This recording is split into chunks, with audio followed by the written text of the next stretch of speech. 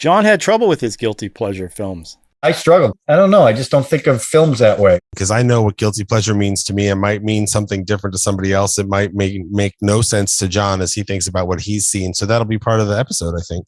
Enough with the small talk. Let's get on with the freaking show. 3, 2, 1. Yippee-Ki-Yay, mother. Welcome to the party, pal. Welcome to Yippee-Ki-Yay Mother Podcast. I'm Ralph Quattrucci. I'm Sean Paul Murphy. I'm Deborah Murphy. I'm John Quattrucci. I'm Chris Coker. And I'm looking forward to hearing about these new hats that some of you are wearing. Yeah, they're awesome. Let's mention the hats right away, and then we have to do a little Ray Liotta appreciation. But I guess we'll talk about the hats first. That's more important, maybe. No. So these are our new hats, John and Drew. I'm sorry I was not able to get them out to them. Yeah, we had 5 days. There's no way you could get them to us in 5 days. I happened to be in Baltimore this weekend and dropped the hats off personally. Nice. Not convenient. But what I was thinking was, we have one hat left in the pile that we got, and the rest went to the Patreon users. Do we? Yes, that's right. But my mom and dad already have hats, so I don't think they're going to need this. They're not on Patreon. But what I thought is, if somebody from outside our group, and I mean anybody related to us, leaves a comment on this particular not video, related to us, not related, can't be part of us or part of the podcast, obviously. We're doing guilty pleasures tonight, so all they do is put a comment. First one to comment, name one of the films we talked about, leave us your email address, and you'll get one of these fancy hats. Wait, let me see. I want to make sure I correct Ralph. So if our listeners and watchers out there who watch this show religiously, if all they do is leave a comment on one of the movies that we discussed, just name a movie, right? You are going to send them one of these fine logo hats for our podcast. Is that what I understand? No, only if they live in Baltimore. I'll hand deliver it like I did the other thing. Are you suggesting that unrelated? Live in Baltimore. What else? Do you have another suggestion for how I can get this to certain size head they have to have? I mean, what do they need? My other suggestion was that we'll see how many likes the episode gets, and whoever does the 100,000th like, that's who will get the hat. Oh, wow. Yeah. But then it drives traffic and that hat will gives be something sitting here exciting a long for our time. fans. Now, I think just one comment would be nice. First one would be great. One comment about one of the movies. Not just name a movie. Doesn't have to make a comment. Just all I have to do is name one of the movies. That's it. That we did. Yes. That we discussed. Okay, so that way they know. Basically, they have to type the computer, produce just a name, and we're going to give them a hat. They don't really have to work hard at this. Well, they have to name one of our films. That's all. They have to watch this episode. That's hard enough. Yeah, that's right. They can be beyond Baltimore. We're willing to send this out. I will figure out a way, John. Okay. I don't know how. I couldn't figure out to get to Boston. You're going to figure out a way. It's very complicated. You should Google it. You should Google it on the computer. Lugal. Which is a guilty pleasure. I didn't even think of that one. Hot Tub Time Machine. That's awesome. Hot Tub Time Machine would have been a great guilty pleasure. That's a great, but that's not guilty pleasure. Let's talk. Go ahead. Yes, John. What if they leave a comment on our MySpace page? Are you still running that one? And you have to be on AOL. You can't use anything else. It's got to be AOL. All right, we got it. Okay. Let's now talk about a little Ray Liotta appreciation. Yeah, that was very sad, huh? Yes. Anybody want to start? Who knew him the best? I don't know. He was fantastic. You know, I just watched a little bit. I didn't watch the whole thing, but I just watched Something Wild. Oh, yeah, he was great. And so he is just creepy and weird and scary. Scary in that and one. Manic. Yeah, it's just great in that film. I watched Killing Them Softly. Yeah, with, with Brad Pitt. Yeah, he plays the guy Marky Troutman, and that's such a great role for him. Really, just everything he was in. I remember that great movie he was in with Jason Patric called Narc. Yeah, that was one where he was fantastic. We could go on all night. I don't know if he's had really sad to see him. Yeah, he gives it his all in all of them, and he was also in the Saints of New Jersey. Yeah, I'm sorry to see that one go. I love The Identical that he was in. He played a great role. I'm sorry, in what? Yeah. In what? It was called The Identical. It was about sort of like an Elvis story. Elvis story about brothers. One was famous, twins, twin brothers, and he played the father. Fantastic. The twins were played by Rita Hayworth and Rita Haywood, I think. Is that movie. And well, speaking of that, he was in the drug movie with Johnny Depp. Blow. He played. Yeah, he was in Blow. Yeah. So he's I been also around. liked him in the movie that I think had maybe the best craft services table I've ever seen, which is Copland, because everybody put on like 40 pounds to be in that movie, but everybody was really good in it. And my favorite two Ray Liotta roles were Field of Dreams. He was a big part of why I love that movie, and I don't really care either way about baseball, but I thought that was a really wonderful. He found the right balance between like a potentially real person from another era and also kind of otherworldly. And Kevin Costner, I don't know that he gives you a lot to play off of, frankly. He's very sort of flat. I like him, but it's very sort of low key. And Ray Liotta had a different version of that, which was really nice. Well, his intensity. And then also I love when he ate his own brain in Hannibal. Yeah, right. Which is not a good movie, but boy, is that a big finish in that one. So well, the intensity, like you talk about Something Wild, he was super intense in that. And Field of Dreams, he played that very intently, like, seriously, against Costner, who was a little lighter, like just kind of fluffy and light. And he was great in that. Yeah, he also starred in a film that I considered for my guilty pleasure called No Escape from 1994. Oh yeah, I love that movie. A prison on a penal colony island. Yeah, which is a fantastic piece of trash. Yeah, really he had special such trash. skinny pins. He had got such skinny legs in that film. Like he was playing. Well, here's a role that have you guys ever seen the Sinatra movie that he played, where he played Frank Sinatra? Yeah, what is that? He was very good in that. He was very good. It was he played, talk about playing low key. I mean, it was so not what you're used to seeing him do. I mean, there was a couple scenes where Sinatra explodes and then you see Ray Liotta, but it was very different for him. It was good. I enjoyed it. If you've never seen it, check it out. A loss. Yeah, that was it. That was either an HBO or TV movie. Or I think it was Network, actually. I think it was the Rat Network. Pack. The Rat Pack, was that the one? Was that what it was called? I think it was called the Rat Pack. Don Cheadle played Sammy Davis Jr. Yeah, it was very good. Yeah, I know what you're talking about. I liked it a lot. No, big Plus, loss. he was in some Scorsese movie. I can't remember what it was. Yeah, I know. That's no one mentioned that one. But I think he got that. Didn't he get that because of Something Wild? Isn't that why he got Goodfellas? I believe so. Yeah. Sean, what you were saying was he was the voice of reason in Goodfellas. What do you mean by that? Well, he was the calmest guy in Goodfellas. I mean, like, Pesci's a homicidal maniac and De Niro's a homicidal. He is calm. He's the voice of reason.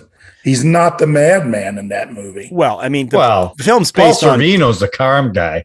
Yeah, a little bit. I don't know if I'd call him the voice of reason, but he's not a sociopath. Exactly. And he's not a psychotic. Well, didn't he also say he didn't kill anybody, Henry Hill? Yeah. I mean, this book is... That was a lie. That was a lie. Whether that's a lie or not, I mean, it's not in the movie. Right. Yeah. So he doesn't kill anybody in the movie. I mean, he's obviously an accomplice in multiple homicides. Yeah, I was about to say, yeah, that's a slim shit. Well, he tried to save that one guy's life with the toupee. He was trying to save his life, and he didn't realize how quick he was to getting killed. They killed him anyway, but was Something Wild his first major film that he was recognized? Yeah, I think it was. Yeah. Yeah, that was an amazing turn. That's an incredible film. That's what was so great about that performance. He was kind of goofy, and then all of a sudden, boom, like a psycho. Anyone watched that TV series he did with Jennifer Lopez? I think Barry Levinson produced it. He was a cop or something. Right? He was a cop. They were like partners, and one of them was corrupt, and one of them wasn't. I only saw one episode. I don't watch enough network television. I read about him for very long. He said his favorite film was the B movie with Seinfeld, where he played himself, voice himself in that movie. Right? So he had Liotta sauce or something, right? Liotta tomato sauce. That's right. I forgot about that. Rest in peace. Ray Liotta. Now, Cue It Up is going to do a special on Ray Liotta and Fred Ward. So, do they have skeletons in their closet that we're going to talk about for 45 minutes? Or are we just going to talk about their acting? I don't know. We'll have to see, but I don't think so. Hopefully we'll have a tribute where we don't trash people. Well, it's so true. We find out all the stuff after they die, and it's like so depressing. So far, I haven't heard too much, but so we'll be okay. So let's do a quick, Drew, I'm looking at you, a quick round of what you watch so that we can get into the guilty pleasure films. Okay, let's start with Drew. What the heck? Go ahead, Drew. Okay, boy, give me a minute here. Gosh. Oh no! No. Okay, so I'll do like only 4 things. Not really, John. I watched a movie I've been meaning to watch for some time. It's by a pair of directors, both named Daniel, so they direct as Daniels. They have a new movie out which I have not seen, which I've heard is excellent, called Everything Everywhere All at Once, which is supposed to be spectacular. Yeah. But their first feature film, I believe was their first one, was called Swiss Army Man. And it was with Paul Dano and Daniel Radcliffe as Paul Dano is a guy who's allegedly shipwrecked, and then Harry Potter's body washes up and can do all sorts of different things, like with farts and giving him water and different stuff. And so it's a whole survival story about him and this corpse, like Weekend at Bernie's or something. Right. Yeah. The thing is, it's magnificent. A corpse washes up on the. Yeah. And Daniel Radcliffe, I don't know why I can't remember his name.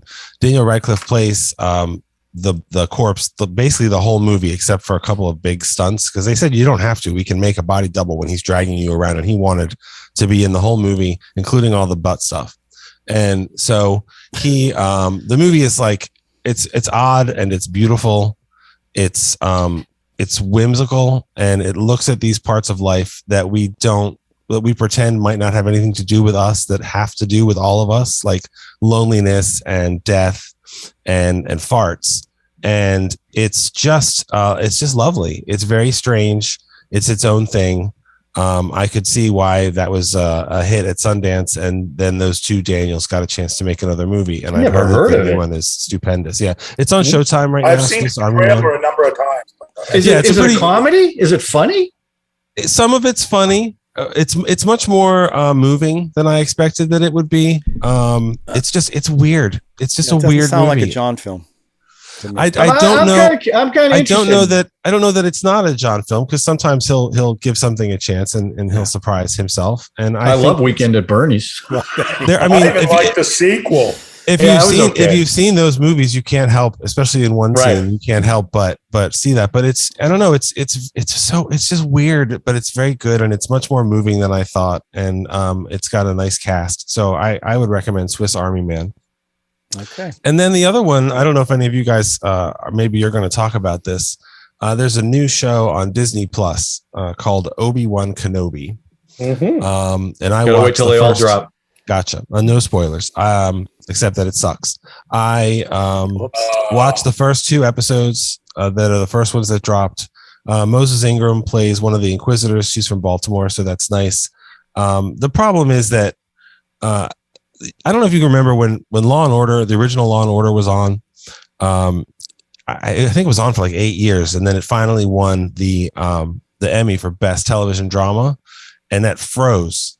So they had originally started doing stories of like real New Yorkers and people that weren't wealthy and stuff like that. And then they started doing ripped from the headline stories. And that's the season with the rich people that they won. So then the show's basically been just, every episode is about rich people and stuff. And so the Star Wars series now, it's like, oh, we got a kid is in trouble and someone has to protect them. And that already obviously is not that original or anything. And I really enjoyed The Mandalorian. I really didn't enjoy Boba Fett. And Obi-Wan Kenobi, it does 2 things that I don't think are good so far. One of which is that it's trying to pretend that the prequels were good movies, and they're horrible. And also it's playing on a lot of nostalgia in a way that's not satisfying. But I'll watch more. I'll give it a chance. Is Ewan McGregor good in it? Because I think I guess the prequels, he was the best thing in the prequels. Yeah, no, I mean he doesn't embarrass himself in it or anything. And I think that the whole premise of the show was going to be, let's bring back Ray Parker or whatever his name is, Ray Park, to play Darth Maul. And he changed it to Darth Vader. Yeah, it's Ray Parker Jr. And I don't know. I enjoyed the fart movie a lot more. Well, it's getting trashed. I mean, it's getting trashed. So it's just not good. And I mean, that's the problem with any of these properties. You make so much stuff. Some of it's going to be not good, and some of it's going to be really not good. And I don't know. Star Wars doesn't feel special and hasn't for some time, but that doesn't mean that when they do something good like The Mandalorian, I don't enjoy it. Yeah, sure. Can I ask a question about the whole Star Wars trilogy? Now, everyone says the prequels sucked, and they did. But what was worse, the prequels or the ones that the most recent trilogy? No, the prequels were better than the ones that just came out. The most recent ones easily. Yeah. Because the new ones, that last movie, I was so angry like half Yeah, it was terrible. Yeah. Everybody was angry. You know, So the reason why I think the prequels were better, Lucas controlled the prequels. And for him, it's all about the story. Now he went overboard with all what I can do with the technology. I didn't like that at the cost of story. But the three movies that just came out, I mean, that's Lucas was out of the picture by then, and they wanted to. We always talk about retconning. They wanted to retcon the whole friggin' thing. It was awful. You're talking about the latest one with Han Solo and those? Yes. Yeah, they completely changed all the characters that you grew up loving. And made them what they weren't, especially Luke. I can't believe you're defending the prequels. That's amazing. Well, no, the question was, are the prequels better? I hated the prequels. They were better than the three movies that just came out. And I'll tell you, Revenge of the Sith is actually pretty good. I actually enjoyed that movie much better. It was than a little the first too long, but it was dark, and I liked that. I really liked it. It wasn't kiddie at all. So I mean, the only scene that I think is good in the three prequels is in Sith, and that's the Order 66 scene when the darkness finally takes over, and they go after they go after the Jedi finally. And that's basically that's the whole premise of the Obi-Wan Kenobi show, is that has happened and he's hiding. So they're going to fill in some blanks, mostly that you didn't know were there. And I'll tell you something else. The animated shows are way better than the movies. Some of the characters in this one are from Rebels and stuff. Yeah, so and they're making a show. All right, this is the Star Wars stuff. Let's stop. That's the next queued up. I just want to quickly, Daniel Radcliffe. I just saw him in a trailer for playing Weird Al Yankovic in a series. Mm-hmm. Yeah, looks great. It looks good. All right, Chris, what do you got? Well, I somehow or another I saw everything that came out this week. So I too saw Obi-Wan. I was a little more forgiving than Drew. I saw the first couple episodes of Stranger Things, and it's just more Stranger Things. If you like it, you'll probably like it. But what I actually want to talk about is I actually made it to the theater to see Top Gun Maverick. Oh, nice. Yeah. And all I can say about, as much as I went on and on about the trailer, right, last week, I really, really wish I had gone to see everything all at once, or everything everywhere all at once. Top Gun Maverick. Really? Didn't like it. Wow, because it's getting huge reviews and it's a record Memorial Day weekend open. Yeah, sure. It can be all of those things, and it's still not that great. Wow, I haven't seen that other one, Everything All at Once. But my son, I adore Michelle Yeoh. I think she's a talent, she's awesome, and I think she's amazing.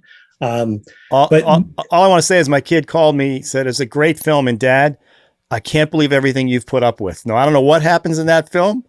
And I was like, oh, I'm going to cry. What are you talking about? I want to see that. But the Maverick, I'm shocked. Well, here's the thing about Maverick. There's two things.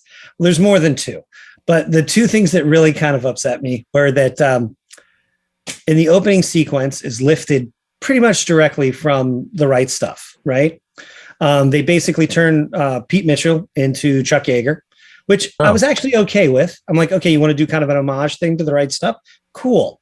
But then the crux of the film circles around ripping off the Death Star trench run. It really does. I mean, there's a point where they literally they show like this diagram, and there's like an air shaft. They might have just as well. I almost could hear like Luke Skywalker saying, "What's the big deal? I used to bullseye womp rats in my T-16 back home. They're not much bigger than 2 meters." And then when they're doing this whole trench run, which by the way was already ripped off in Iron Eagle 2. Okay, so they're ripping off a ripoff, right? They're ripping off an awful film. There's a scene where like the laser system goes out of control or something, and I'm sorry if I'm spoiling this for people. And he had to use the Force. But literally, you could almost hear him. You know, it's Goose's son, and he literally says, "Talk to me, Dad." Right? Oh, no. And you wanted to hear him say, "Use the Force, Rooster," and it just was like. Oof. And then at one point, like my wife even said to me, she liked the movie. Don't get me wrong, she enjoyed the movie, but she literally turns to me and she goes, "Don't worry, the new Iceman is going to show up and save the day." And literally 5 minutes later, the new Ice shows up and saved the day. About the only part of the film that I really enjoyed was seeing Val Kilmer again as Iceman, partially because he's literally going through that in his real life. And so it was a little bit. Not the really, shirtless football game. legitimately You didn't like the shirtless football game? I'm okay. Whatever, man. The shirtless football game is fine, but like, you know, they were playing offense and defense at once, and I don't know. To learn how to be a team. Oh And, no! yeah, and then on top of that, I'm sorry, but there's not a single gray hair in Pete Mitchell's head. Is Pete Mitchell You cannot be Tom Cruise? You can't Tom be Cruise. a pilot Okay. for 35 years and have not even a little bit of wisp of gray at the temples, man. Come on. Anyway, Well, keep in mind that's a Joseph Kosinski film, and Yes. his first Tom Cruise movie was Oblivion, Yeah, which I is love a that somewhat entertaining but not Yeah. good film. And one of the big action sequences in that movie is a straight ripoff of the trench run from Star Wars. So he Oh, already did it. Yeah, I saw that movie. I saw Oblivion in the theater, but I really, other than I think the big reveal is that they're all just clones or Yeah. something, Yeah. you know? Well, that came But out I the don't same remember time anything that else about that film. his Edge of Tomorrow came out. I thought that was right around the same Right. time. or Yeah, something. right It's around all the Edge same of Tomorrow was really Making some good. interesting sci-fi films at the time. Yeah. I mean, All right, I like so Maverick doesn't Anyway, get a Yippee-Ki-Yay, huh? It gets a nay. Sorry, guys, and but I will say What this: does your wife liked it. She was yay, right? yeah, she liked it. She enjoyed it. She thought it was just a fun, popcorny movie. I was hoping for something a little bit more than a couple of rip-offs and a super obvious, like, I don't know. Anyway, Wow. All right, John. I it's still you. say the trailer's fantastic, though. Normally I'm right simpatico with Chris, but I couldn't disagree more with his take on it. I love this movie. The audience applauded when the movie was over. It was a packed house. Tom Cruise is one of the last movie stars we have, and he carries the picture throughout the whole thing. Miles Teller was very good in this movie. The aerial footage is unreal. The stuff they do in these airplanes, I've never seen anything like it. And they rigged up a whole new shooting system in the cockpits of the airplane. So the actors really literally did these things with a real Top Gun pilot. But a lot of heart in the movie. Jennifer Connelly, who I think she's 50, looks age appropriate love interest, which was nice to see because that's reality, right? I'll tell you what I liked about this movie. It was, and you know how I feel about certain movies. It was patriotic. It didn't talk down to the military. It was very pro-military because you got the best of the best doing the stuff. They never identified the enemy. So it was probably Iran, maybe Russia. Who the hell knows? Actually, it was probably the only people that would have jets like that were China. But since China's now the biggest movie market in the world, Well, that's right. And we never say who the bad guy was. All they say didn't is do the that in enemy. the first one either. So, But it was just for me, it was a roller coaster ride. I loved it. The audience, I mean, the way they and the Val Kilmer stuff was very touching because Val Kilmer has throat cancer and he can barely talk. And in this movie, he's typing his stuff. Then he talks a little bit, and it was really, really well done. A lot of tribute to the old movie, and Miles Teller looks just like Anthony Edwards. It was unbelievable how much he looked like the guy who played Goose in the original movie. But I love this movie, and I'm telling people this: you got to see in IMAX. You got to see it in the movie theater. Don't see it at home. Go to the movie theater. Okay, now that I said about Maverick, I did watch a movie over the weekend, The Lost City with Sandra Bullock and Channing Tatum. Now I love Sandra Bullock. Since Speed, I love Sandra Bullock. This movie was pretty awful.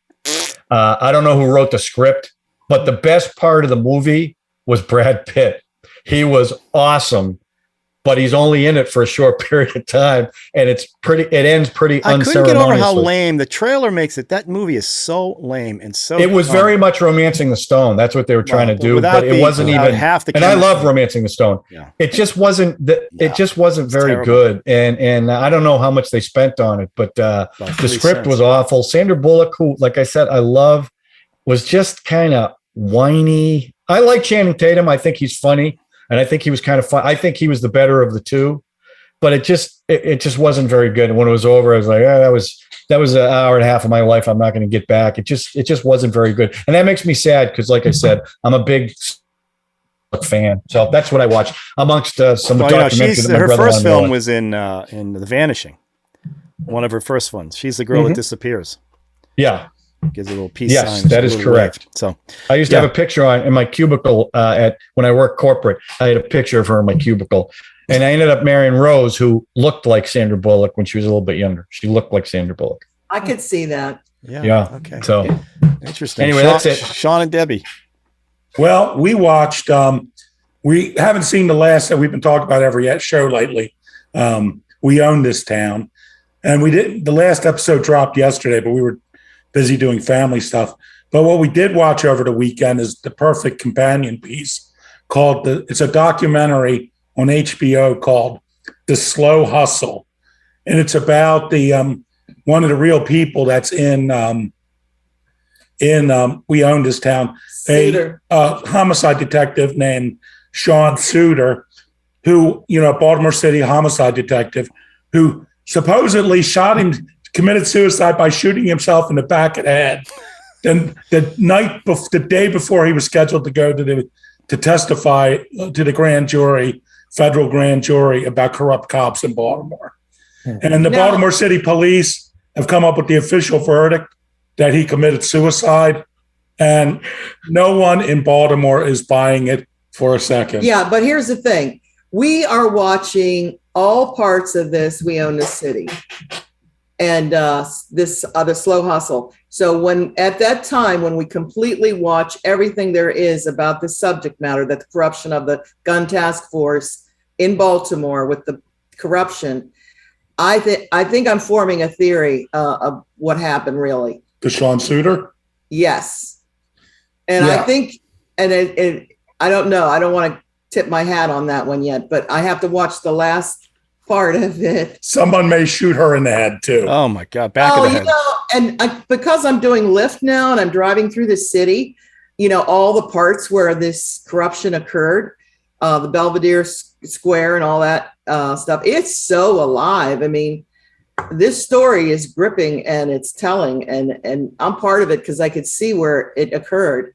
And, you could see it happening. You could see this on the street when you're passing by and you see something going down.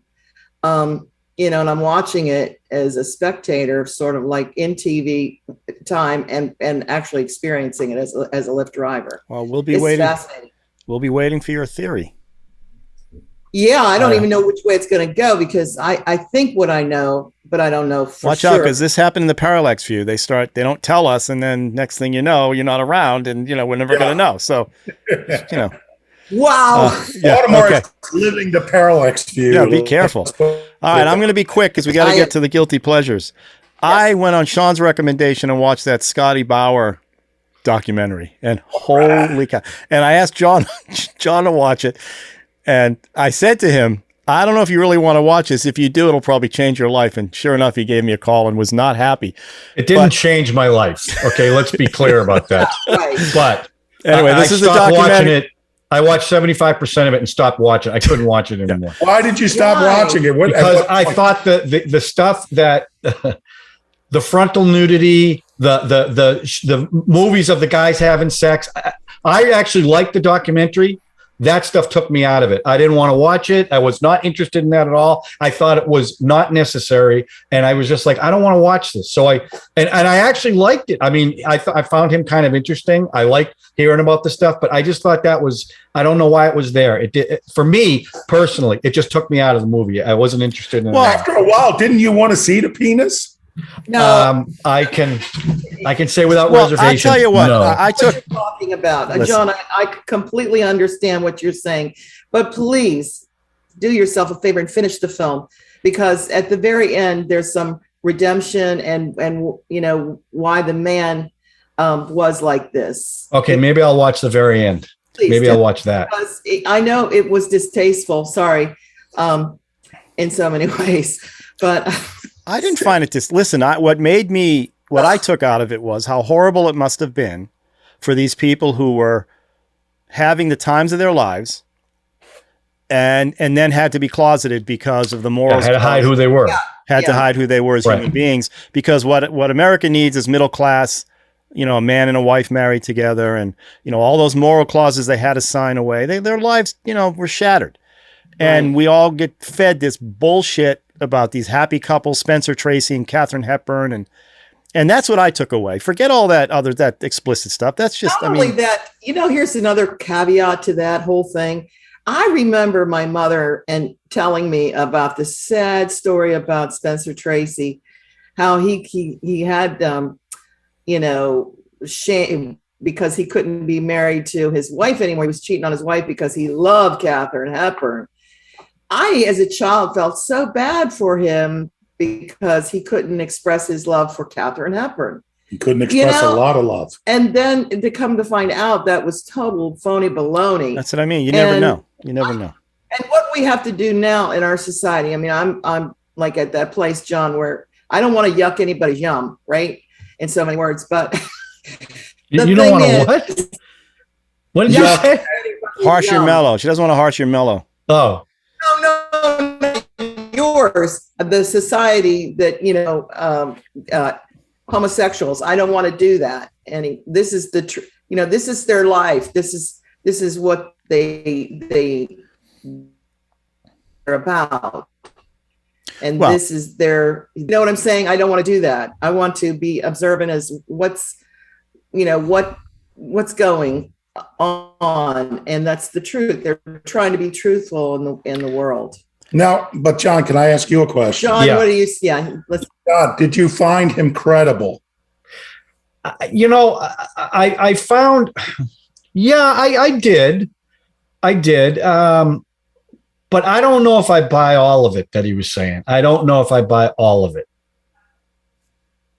Well, I'll just say that. Well, it seemed to me he had enough people around him who corroborated what he was saying, who were still alive. And all of these people had, he had how many houses from people he was, he was a hoarder. That guy's a hoarder. Well, he had some mental illness there that was definitely a fact. He had a rough, the way he described his childhood and matter-of-factly talking about, right, all the molestation that was going on, and he was just like, whatever. Well, but he didn't look at it as molestation. Well, that's what he's saying now. He looked at it. He was making money, right, at 12 years old. Let me say something. Younger than that with the neighbor. Did you see it, Drew? I haven't seen it yet, but I think it's interesting that you stopped at 75%, because I find, like, I used to have a thing, like if I start watching it, I have to finish it. Now I'm like, it's been 20, 25 minutes. That's enough. So I think, Debbie's recommendation that it's worth finishing, that alone would have me finish it. But I do think it's important that if you're having such a visceral reaction to it, and then you've talked about that in the last episode as well, I think it's important that you finish it. I think that's cool.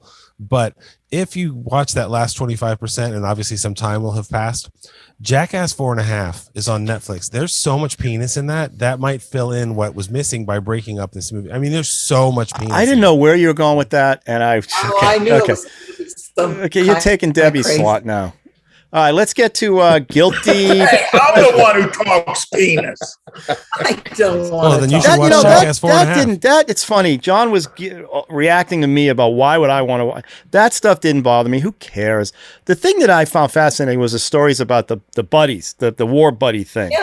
Yeah. I mean, that was it's stuff I had never heard before and didn't realize that what was going on in foxholes half the time and why they were doing it. And, I've never been in war. I don't know what it feels like to have that, hanging over my head like that. So I just found it all. I didn't care about all that. I did like the fact that they're showing pool parties and these guys would have all these handsome young dudes hanging around. I mean, that's sort of fascinating. And, what a life it must have been. And to have that all taken away from you because of people's morals is just, it's sad. It was sad. So, that's what I took. Plus, he's a total hoarder, like John said, and just like every garage he opened, you're like, "What the hell is going on?" Yeah. So, all right, guilty pleasures. Let's go. Let's start with Sean and Debbie. Well, you want me to go first, or you want to go first? Yeah, please do. Well, I'm going to go with one of my great guilty pleasures. Is the Doberman Gang. In this film, a criminal. After human error ruins a bank robbery he had planned meticulously, he gets the idea after watching dogs handle trespassers at a junkyard to train dogs to rob a bank. And he gets this film was filmed in 1972. He gets a Vietnam vet who was a dog handler in the war. to train these dogs to rob the bank. At first, the dog handler doesn't realize what he's training them for. Now, to me, I've seen this film, never saw it on TV. I don't know if it's played on TV, but I saw it at the movies many times. And I saw it here at my house many times because for a while it wasn't on DVD or anything either. But I have a 16 millimeter print of it. And whenever I'd have an outdoor movie night, when it's still twilight, I always show the last reel of this film where the dogs rob the bank because it's really a fantastic sequence. And a lot of the movie is clumsy. I don't think the acting is great, but it's surprising because they're dogs. The dogs are fantastic. Who stars in it and what year was it? 1972. Nobody in the movie you would recognize. Brian Chudnow, Brad Chudnow, people like that. However, behind the scenes, this is the first film credit for Alan Silvestri, the composer and songwriter who's had a couple Oscar nominations. And one of the two screenwriters was later nominated for an Oscar, I think won an Oscar for Deer Hunter. He was one of the 4 writers on the Deer Hunter. Wow. The Tomino He likes film. animals. Yeah. I think the dogs ended up better than the deer. But, so it's, there's some great behind the scenes people involved. This Silvestri song is kind of goofy, but it's very memorable. I'm not going to sing it. It's the theme song to the movie. Thank you. And, but, Ebert, our patron saint, Roger Ebert once said, the problem with Hollywood is they're always trying to remake the great films. He goes, what they should do is remake films that are almost great. And to me, a perfect example would be Doberman Gang. It's a great idea. It's got some very good scenes in it. The bones of a good movie are there. The bones. But, the bones. And, but it really doesn't gel, but it was a successful film. As I said, I saw it many times at the theater because, our theater would have double features and they must have had a print around of it. But I believe there were 2 theatrical sequels and a made for TV movie. It didn't Fred Astaire. Fred Astaire starred in one of the sequels. Yeah, I think he did. So that should tell you that the movie made money. Yeah. But it must have had a really bad deal because I did look before I came on tonight, and it is available on Amazon for $2.99, but only standard. It's not available in HD anywhere.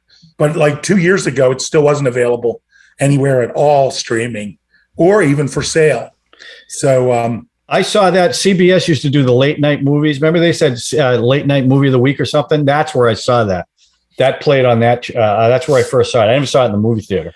And it's your guilty pleasure. Why? Because why? Because it's kind of a bad movie. Okay. I think it's a really good idea. I have it. It's on 3 reels. Then the reels are like, I forgot how long they are, but like the first 2 reels, it's sort of like, human drama, some dog training, tension in the gang, tension the guy and the girl, forbidden love, and that's like. Okay. And then suddenly the dogs go and rob a bank, and it's really terrific and really suspenseful, and really, it's like it all builds up to. It's sort of like the Dirty Dozen. Everybody says it's such a great action film, but it's like all the action's in the last 20 minutes. So you have over 2 hours before that, except the first 2 hours of this are not as good as the Dirty Dozen. But this is still the wages of fear of dogs robbing bank movies, is what you're saying. Yeah, with all that. In the sequel, the dogs rob. Someone finds the dogs, they train them, and they somehow figure out the whistle commands, and they rob a political headquarters because there's all that money off the books, and they're like, we can rob these people, and they can't report it because they'd have to admit that they had the money. And I forgot what happened in the This other is the ones. only show you hear the wages of fear and the Doberman Gang in the same sentence. So that's a good job. We should all come down here sometime. If we have an episode here at the house, Let's not. We'll watch Doberman Gang. Just the last reel. We'll just watch the last reel. How's that, Debbie? The last reel. It's really terrific. Debbie, what's yours? Okay, mine was Teenagers from Outer Space. Okay. And, I'm like you, John. I don't have a guilty pleasure because if I'm going to watch a movie, I don't feel guilty about it. I feel like a lot of times after I watched a movie, like, oh man, that's an hour and a half I don't get in my life back. But this movie, I watched it when I was a teenager, and I really loved the fact that this handsome alien. I thought when I was a child he was Chinese, and when I was very young, I wanted to be Chinese. I had an attraction, affinity for Chinese guys, especially when they would play soccer. But anyway, now you're learning a lot about my Wait, is life. this the movie? Is Tommy Kirk in this movie? Who's the? No, it's not Tommy Kirk, but it's not. It's almost bad enough to be a Tommy Kirk. But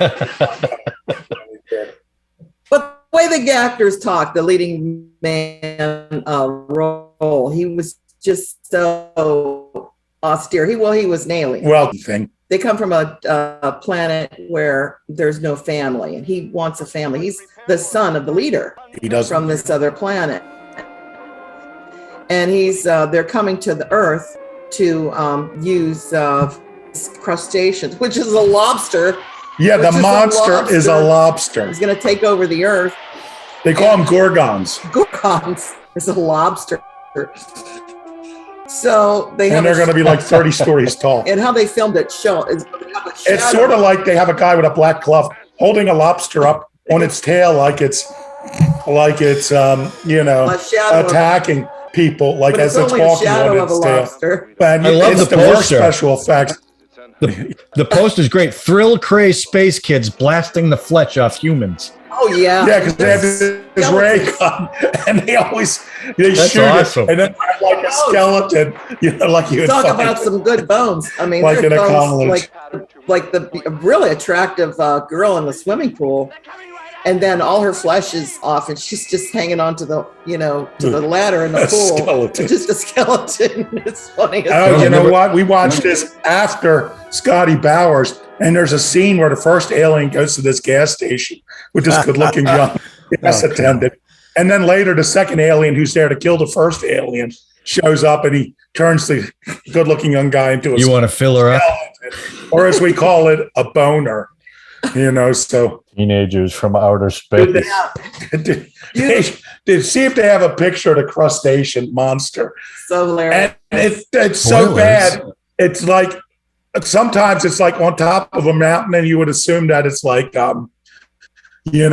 80 feet high, but then other times it's like in a different kind of a shot, and it looks like it's probably 50 feet I'm going to spoil the film at the end because I don't think you guys are going to watch this movie, no matter how much I'm pitching it. I mean, you guys are really pushing it pretty good, though. I have to admit, you're making it very exciting. One more thing I'll say, and we spent our time. So at the very end, spoiler, at the very end, the young alien, the handsome guy, the romantic, he's Chinese-looking guy, the Chinese-looking guy? Chinese-looking guy. Now he doesn't look Chinese at all. This is a crustacean. I don't know if you can see it. You're going to put it way up. Can't. He ends up being a martyr, and he dies. But yeah, I have to say this. But at the very end, there's a shot of him in the clouds, and his head in the clouds, like he's Christ or something. What? And he's talking like, "Oh, I'm here," some kind of weird bullshit. But I really think this movie is just hilarious to watch. It's got some serious points to it. Yeah, but it'll make you think. But Jesus. Wow, it's funny.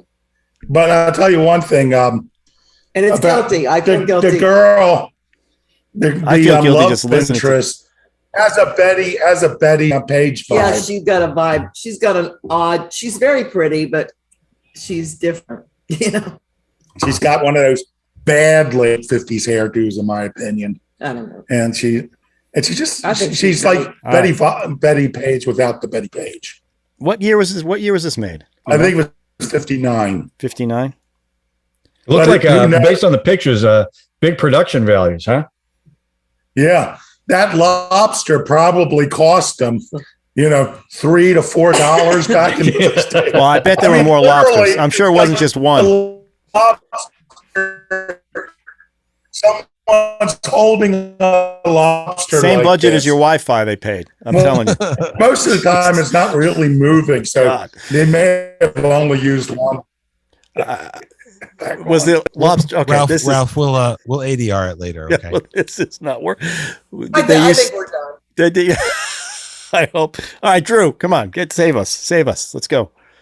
Well, I hope my Wi-Fi is more reliable. I think I'm with John and Debbie, and maybe you guys also feel this way. There's nothing I really feel actually guilty about. So I was trying to think about what is a guilty pleasure to me, and I think it's a movie that I adore that I'm not supposed to like, and that I might even think isn't a good movie.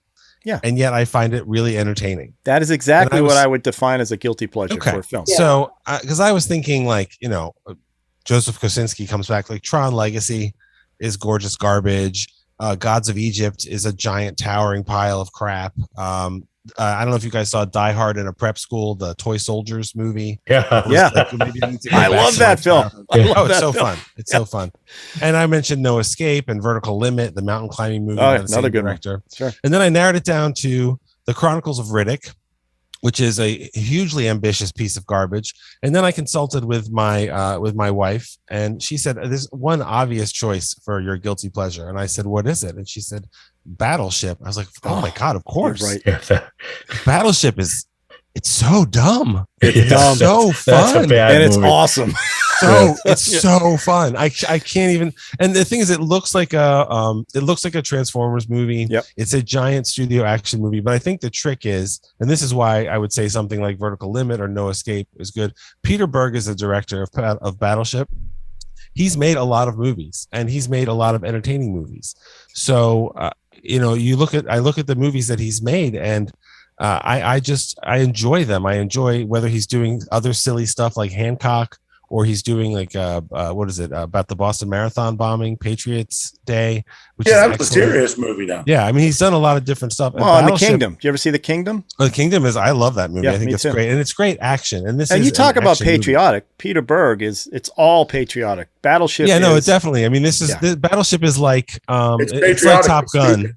It's like Top Gun, and it's certainly a recruitment type of thing. Like the Navy looks heroic, and Rihanna's outmatched, and Rihanna's in it. There's actually, it's funny because there's a lot of non-professional actors in it, many of whom I believe are veterans, and none of them are horrific, but you can tell very easily like that person's not an actor. But it's funny because it's an adaptation of a board game, and I would never say that can't work, because Clue is a fabulously entertaining movie to this day. But it's from the same people that brought you the Transformers, and the first Transformers movie was one of those things I was like, well, this is actually not as awful as I thought it would be. And then the next four were all as awful, and I saw them just to make sure. Battleship is so dumb and entertaining. And it's really well made. It's got a bizarre cast that includes people like Liam Neeson and Taylor Kitsch is the lead, and Tadanobu Asano, who is a Japanese actor who's been in a ton of movies, including Ichi the Killer by movie strange favorite Takashi Miike. He doesn't have slices in his cheek and get off on torture in this one, but it's just fun, and it's prime big studio filmmaking, now 10 years old. So if you watch it at home. I mean, I've got the 4K disc. It's gigantic and loud and ridiculous and all this crazy alien action. And the soundtrack is fun. It's by Steve Jablonsky, who's done a lot of these scores and Transformers scores and stuff. I guess he had a cancer scare or something, so he had to do a lot of MRIs. And he found the sound of the MRI machines intimidating, which they can be. Yeah. So he mixed that into the soundtrack that he composed for the movie. Wow. So there's all these like really mechanical electronic sounds that go with the aliens, and it actually works. It's kind of a fun, crazy thing. Now you're making it sound better. Yeah. Oh, it's so fun. It's totally such fun. A dumb fun movie. How thrilled were you when they came up with the grid system?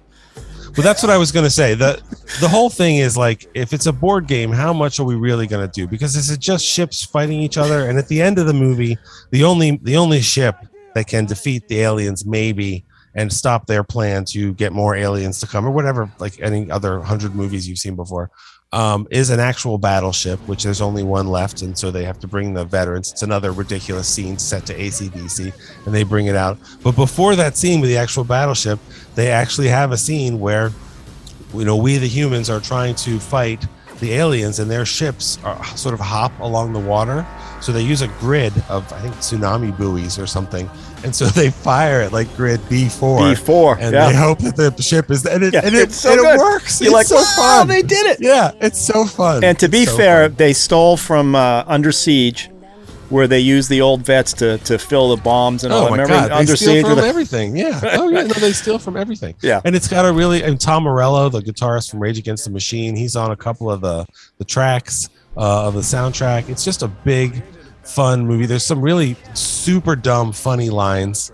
Yeah. And it's just fun. And also, there's a character who's a scientist who is on. It's all set in Hawaii. And he's a scientist who figures out what their plan is. And he's like this really goofy, overacting, ridiculous character. He's actually the actor that is the priest in the Midnight Mass series that was on Netflix. Oh, so really? 10 years later, he's doing rather incredible stuff. And that was, I think, the first thing I saw him in. So if you want a really entertaining, guilty pleasure, I unfortunately didn't get a chance to watch the whole thing before we did this show because I was really busy lying in bed with COVID, and I really didn't think that would be the best way to get the full experience. I want to watch it again. This is a COVID-free broadcast. Well, I mean, not anymore. None of you are in the room with me, so you're all fine. Yeah. But Battleship is so fun. It's just fun. I gotta give a Yippee-Ki-Yay on that one. It is dumb and great. And I just, when they did the grid thing, it's just literally like, oh, they did. That's what. They pulled it off. Brilliant. It's ridiculous. All right, Chris. I'm going to talk about the 1978 film called The Wild Geese, starring Richard Burton, Richard Harris, and Roger Moore. Good choice.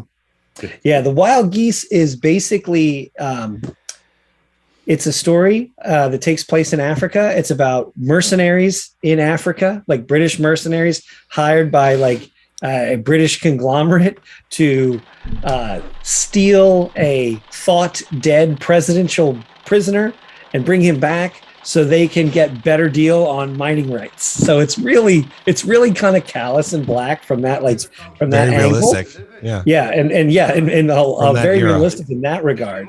However, the film is just so like, I really enjoy it because it's got these great actors in it, and none of them really, like Richard Burton especially. I feel bad for him because he's doing a lot of running around and stuff, and he looks like he's in pain a lot of the time. They're not young guys when they made that. Yeah. And so, but then Richard Harris is there and he's just hamming it up. But everything is like, but yet at the same time, I really enjoy parts of it. Some of it looks so cheap. And then some of it's just really dumb. Like there's a scene literally where Richard Harris, they're going to look for Roger Moore because they have to have Roger Moore as part of their team, right? And some guys are trying to kill Roger Moore because he made the mafia nephew eat a bunch of heroin and die, right? It's crazy. Like it's just bananas. But there's a scene where literally Richard Harris pulls out a grenade and they're in like this cheap flop house. He punches his hand through the door and drops the grenade out there because the bad guys were there. And then the grenade goes off and kills all these bad guys, but they're miraculously okay behind what is, I'm sure, a door that he literally just punched his hand through. And you're just like feeling, and it's just he should have hidden in a refrigerator.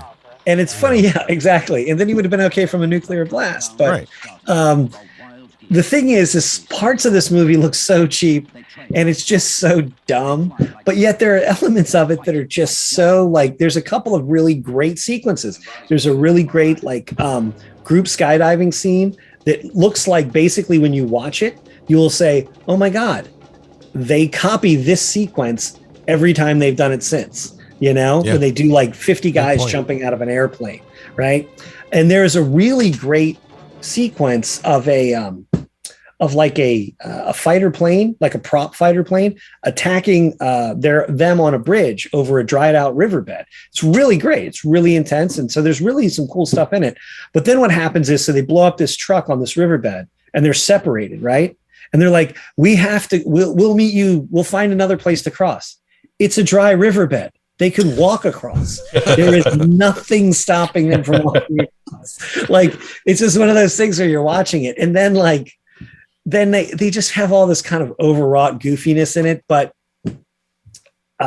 it's got some really good action sequences and then it has some terrible action sequences.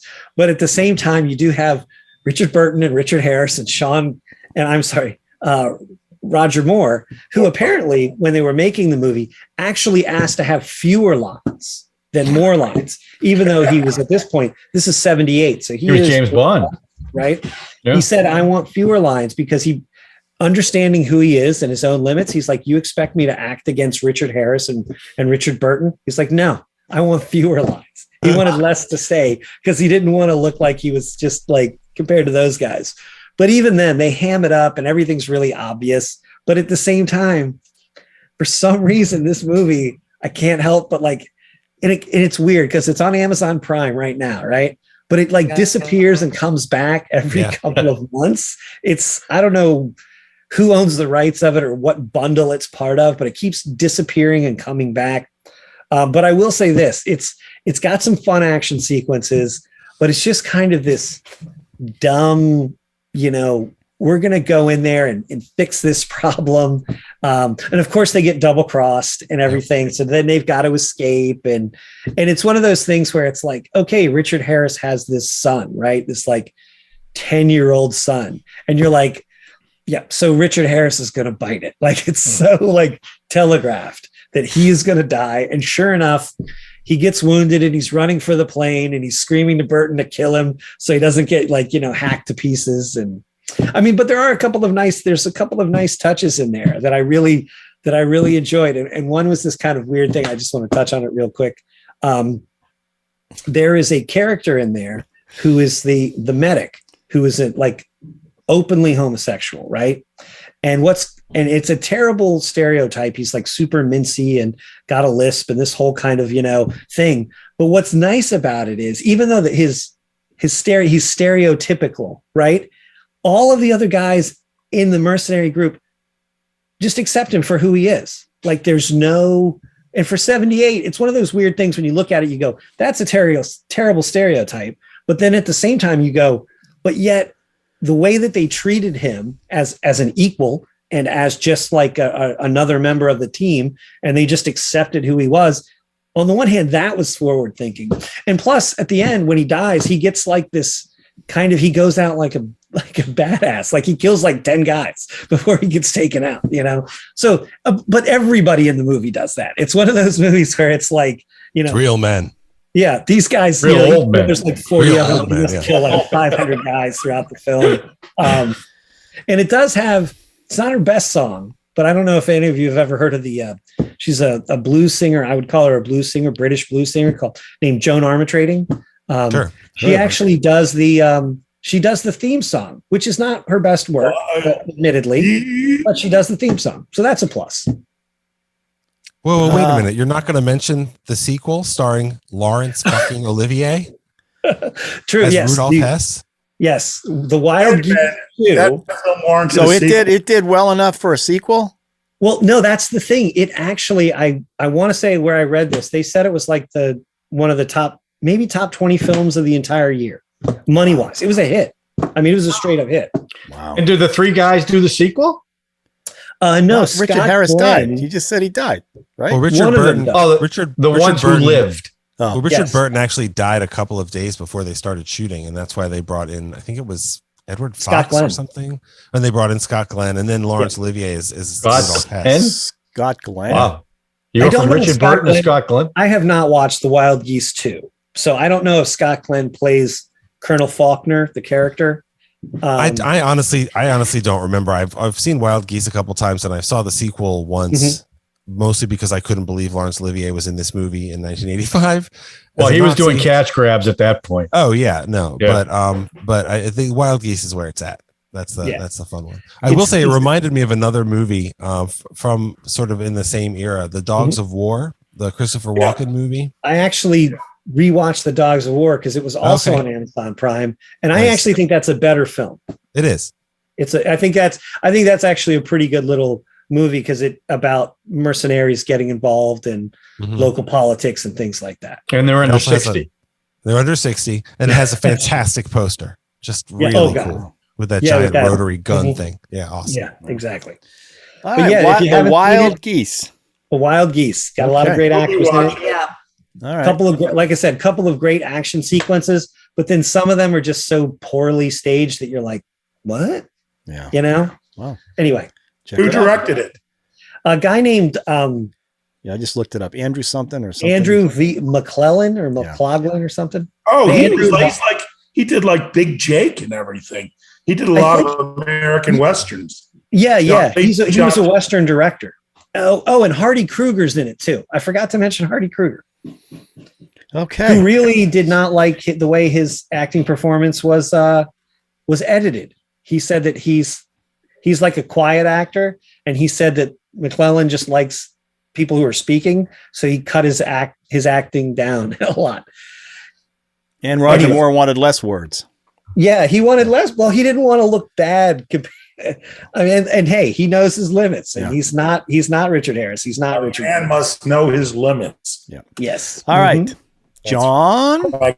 So I struggle with this because I never feel guilty about watching movies. I either like it or I don't. It's really okay. So it was really weird. I really struggled. So then I thought, well, maybe a movie I feel guilty watching.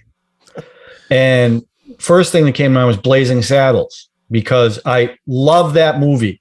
But the first few minutes, when you hear the N-word being thrown out, you feel a little uncomfortable. And then you get into the movie and you're laughing and you kind of feel guilty about laughing. But knowing that Richard Pryor wrote it and it's a Mel Brooks film kind of takes that away. But that's what I first thought of. So then I talked to Ralph about it, and I was going to go with Ace Ventura because a lot of people think that's such a stupid movie, but I think it's very funny. And Jim Carrey was at his carriest. So I decided to go with a movie that I really enjoy that most people don't like because they despise the lead in it. And that's 1990's The Adventures of Ford Fairlane with Andrew Dice Clay. I love this movie. I think he's very funny in it. It's raunchy. It's directed by Rennie Harlan.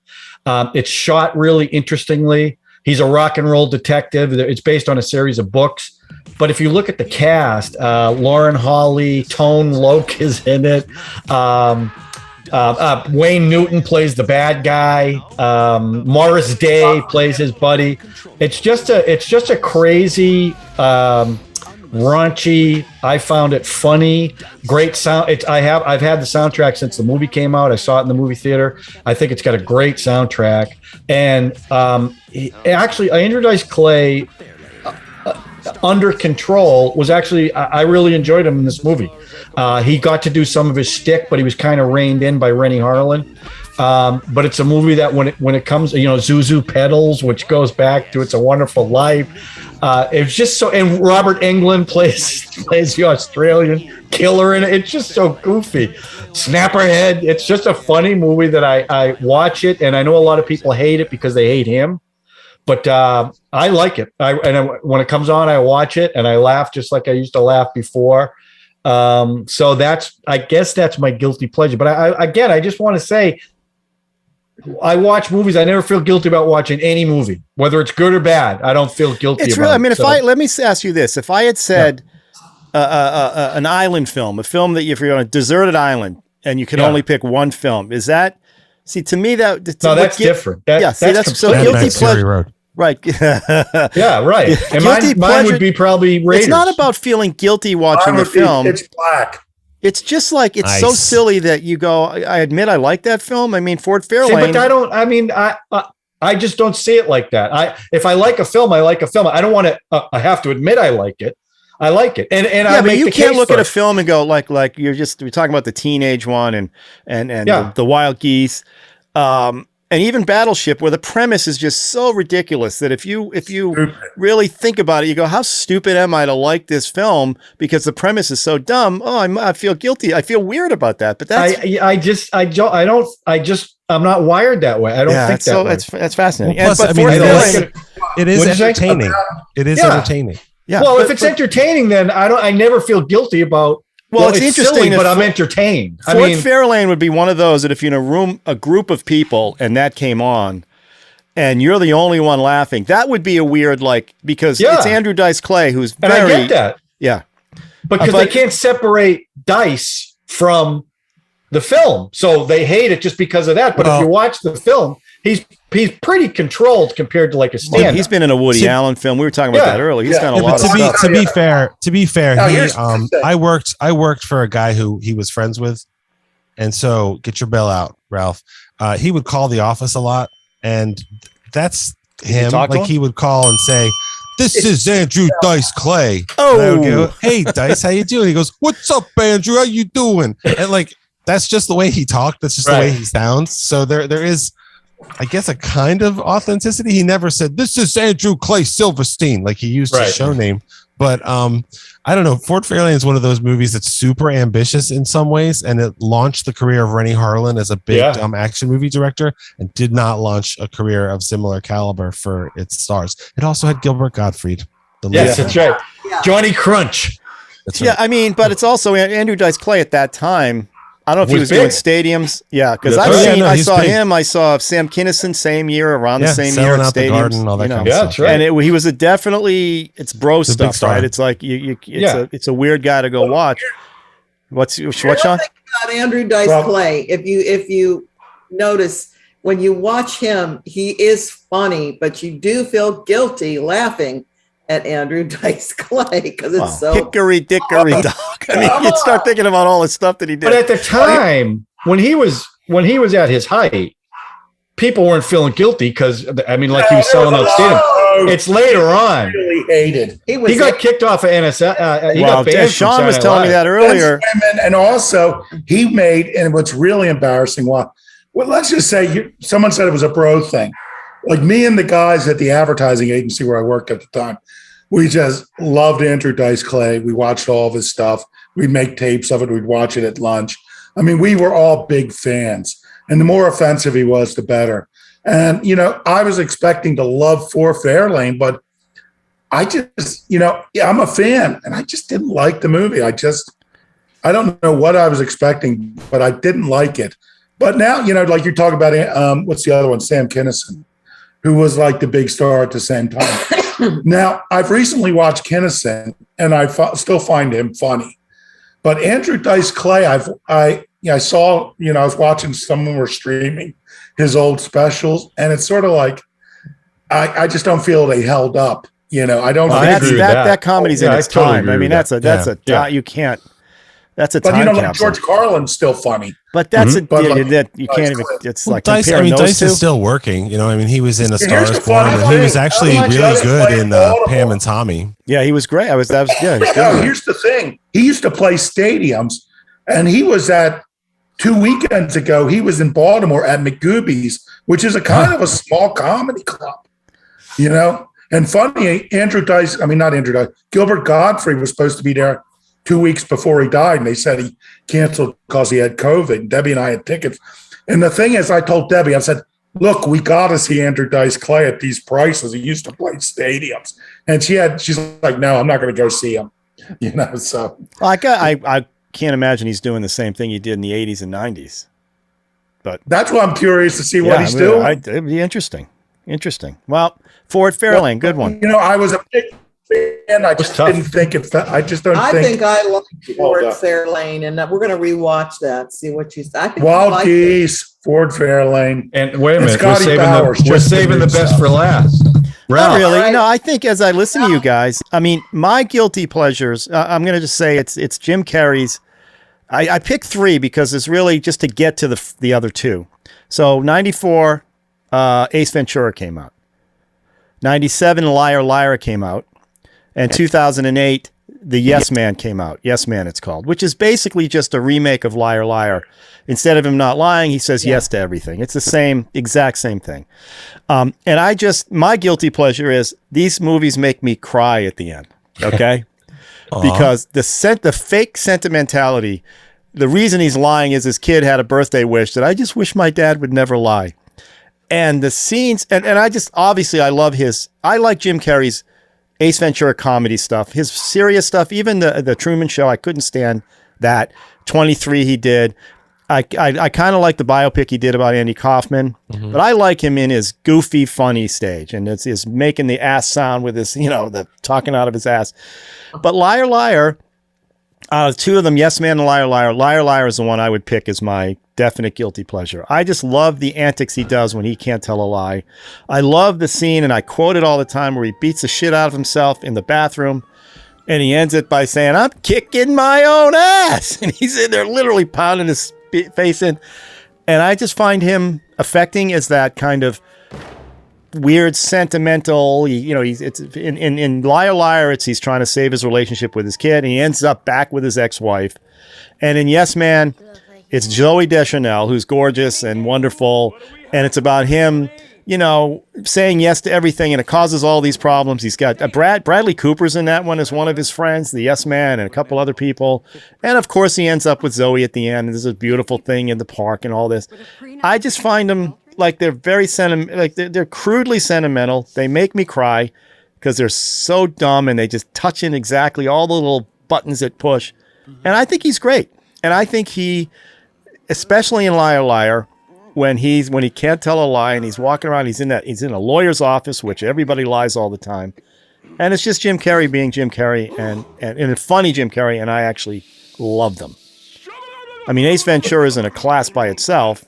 But those were big hits. I mean, I don't understand why. Because they're not. I mean, because I think what you're feeling guilty about is responding to what my people call the schmaltz. Yes, and 100%.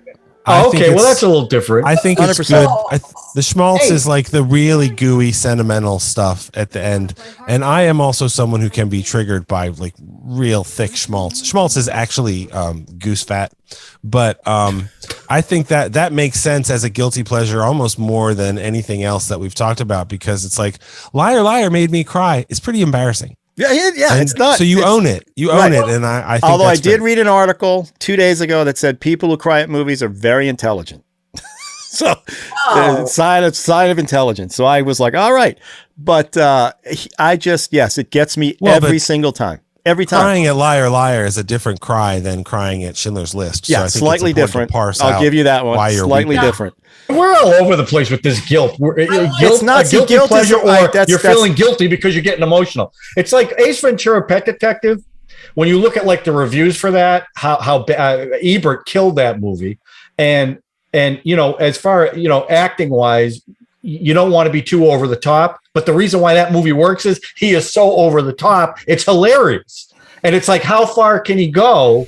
And it's like you really appreciate the fact. And when you look at a movie like that, I mean, it is all on his shoulders.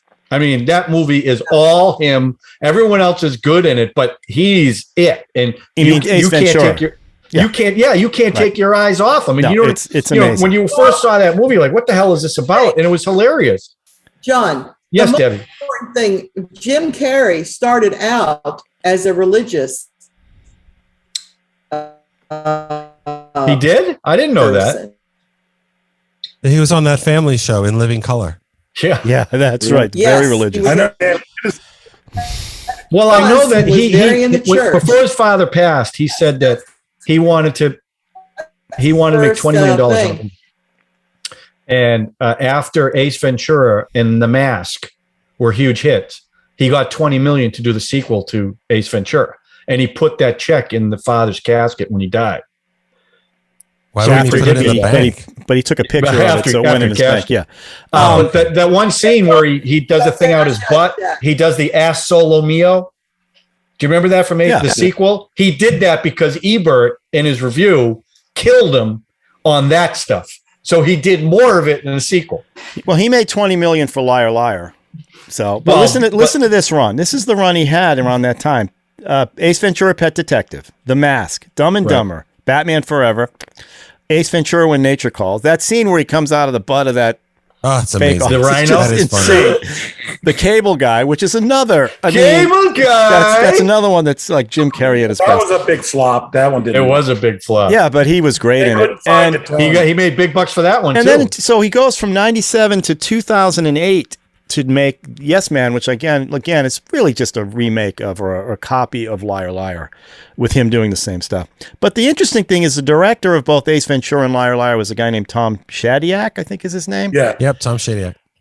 And I listened or something. He quit the business after, I think, Liar Liar. I think I was listening to the commentary on Liar Liar because he was just sick of the business. He ended up I don't know what he's doing now. I don't think he's doing any more films because he didn't direct Yes Man. Was it because of that movie? I mean, no, I think in general he just gets sick of Hollywood and he wanted to do something that actually meant something. I forget what it was. It's on the commentary for Liar Liar. Anyway, but again, guilty pleasure, it could take any meaning. This one is just, why do I get choked up? Why does I do it every time? You know, when they're on the plane and the kid gets all happy because the dad's coming back, and it's just, you know. But that, I mean, why? You're losing me because it's like, why would, if you have an emotional response to something, why should you feel guilty about it? Because it's so dumb. It's dumb. How can you be how can I be manipulated that easily? That's the whole point. How can I be that? Way, Ralph, I felt the same. Did you see the movie My Dog Skip? Any movie with dogs is built to cry. It's sort of like, I'm like crying at the end of it, but they are throwing everything in. Right. It's like, you're not crying yet? Well, how about this? You're not crying yet? How about this? Who cried when Old Yeller died? Nobody cried when Old Yeller died. Well, every time. That's what I mean. I cried during My Dog Skip, but I really resented it because it's sort of like they were just pushing. How about Lassie Come Home? Yeah. Well, any dog movie, inevitably the dog is going to die in the film. A dog is going to pass away. What's the one they just did with Owen Wilson and Jennifer Aniston? That was My Dog Skip, wasn't it? No. What is it? Marley and Me. Marley and Me. Right? Those are designed. But Liar Liar is a comedy. I'm not supposed to have that kind of emotion. Like he's not Chaplin, right? You know. I disagree. I think in his moment, Jim Carrey, and he makes the jokes about himself in this film. His son says, "Now tell me the truth. Can you make funny faces and whatever?" And he makes a joke about how you can make a living doing that. He's just I just find him in these films where he's playing sort of a normal guy. It's very emotional for me, and that's why he had a rough patch where he was doing serious stuff. I know. And now he did that Sonic movie, and where he was his manic self, and they were big hits. I know. But here's the thing about Jim Carrey. I must say this about what his comment about Will Smith with his slap. He said he was so, that's when he realized that Hollywood was nothing but a turd with a guilt. Yeah, but that's also, he's not very popular. He hasn't been doing a lot of movies lately. But he said the standing ovation that they gave him. But then somebody brought up how he kissed Alicia Silverstone on the lips without asking her. Then it all came out that he did something back in the day. I mean, they just shut up. They're all hypocrites. They're all full of crap. I felt guilty when Will Smith slapped him. I felt guilty about that. I had an emotional response that I felt guilty about. There you go. Guilty pleasure. I don't know. The definition is whatever you want it to be. Okay. So that's interesting. Yeah. So, and again, that's why, Ralph, when you say stuff like that, that's so insightful, it really says to our audience, this is why you should subscribe. Yeah. And it's a good turn. Well, if you have an emotional response to this, smash that like button. Just smash it and share it. And remember, the first one to comment and leave one of the film names in the comment gets one of these great hats. But not Drew or I. I was going to say, John, one of us should do it. We can't win a hat. You guys are on the way. Yours on the way. I'll ship it out. I have yours as soon as you're uncoveted. There's been a trucking. There's a trucking issue. That's why. Definitely change the change. The chain issues, right? You don't COVID our hats. Oh, Debbie, I'm glad you waited till the end because nobody's listening right now. So that's good. All right. So next week, I think our guy Gary is going to be on from LA to talk about Taxi Driver. You talking to me? I sent him an email. So hopefully he'll be on. Standing here. If he doesn't, we'll have to change and do something else. But I'll let everybody know. Okay. But he should be on. Okay. Will he get a hat? Drew, I'm sorry you don't feel well. I'm sorry you get the Rona. Thank you. He better not get a freaking hat. These hats are well, if he leaves a comment, he could get the hat. Yeah. That is I'm thinking about leaving a comment. So, all right. Listen, everybody have a good week. Drew, stay safe. I hope you start feeling better. Yeah, feel better, Drew. Thank you. Water, drink plenty of water, and sleep. That's what's been working so far. I heard ivermectin. I don't know if you know about that, but I do live in the country, so I have a lot of friends that have that paste. You could get it, so you should go get it. All right, everybody, have a good week. See you next week with Gary and Taxi Driver. Sounds great. Have a great week, everyone. Goodbye.